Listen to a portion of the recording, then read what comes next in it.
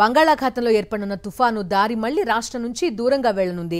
ఈ తుఫాను ఆంధ్రప్రదేశ్పై ప్రభావం చూపుతుందని తొలుత భావించారు. అయితే తాజా వాతావరణ పరిస్థితుల్ని బట్టి అది బంగ్లాదేశ్ వైపు వెళ్తుందని తేలింది. దీంతో రాష్ట్రానికి తుఫాను ముప్పు తప్పనుంది. నైరుతి బంగాళాఖాతంలో ఏర్పడే అల్పపీడనం ఈ నెల 24 నాటికి వాయుగుండంగా ఆపై తుఫానుగా బలపడుతుందని వాతావరణ సంస్థలు అంచనా వేస్తాయి.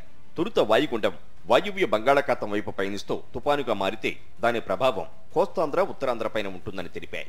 అయితే ఐఎండీ తాజా అంచనాల ప్రకారం అల్పపీడనం దిశ మార్చుకుని ఈశాన్య దిశగా కదులుతూ మధ్య బంగాళాఖాతంలో వాయుగుండంగా మారుతుంది.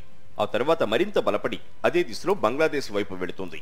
దీని ఫలితంగా ఒడిశా, పశ్చిమ బెంగాల్ రాష్ట్రాల్లో భారీ వర్షాలు కురవనున్నాయి. ఆంధ్రప్రదేశ్ తీరానికి మధ్య బంగాళాఖాతం సుమారు 1000 కిలోమీటర్లకు పైగా దూరంలో ఉంటుంది.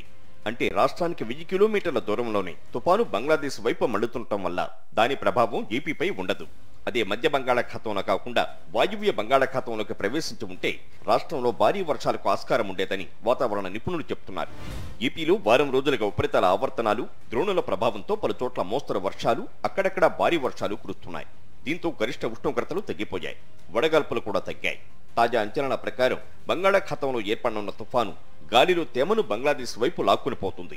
దీనివల్ల మళ్లీ పగటి ఉష్ణోగ్రతలు 3 నుంచి 4 డిగ్రీల వరకు పెరుగుతాయని, కొన్ని ప్రాంతాల్లో వడగాల్పులు వీస్తాయని వాతావరణ నిపుణులు చెబుతున్నారు. ప్రస్తుతం నైరుతి బంగాళాఖాతం మీదుగా సముద్ర మట్టానికి 3.1 కిలోమీటర్ల ఎత్తు వరకు ఉపరితల ఆవర్తనం విస్తరించి ఉంది. ఇవాళ అదే ప్రాంతంలో అల్పపీడనం ఏర్పడనుంది. శుక్రవారం నాటికి వాయుగుండంగా బలపడనుంది. దీని ప్రభావంతో రానున్న 3 రోజుల్లో ఏపీలోని పలు జిల్లాల్లో అక్కడక్కడ తేలికపాటి వర్షాలు కురుస్తాయని రాష్ట్ర విపత్తుల నిర్వహణ సంస్థ తెలిపింది.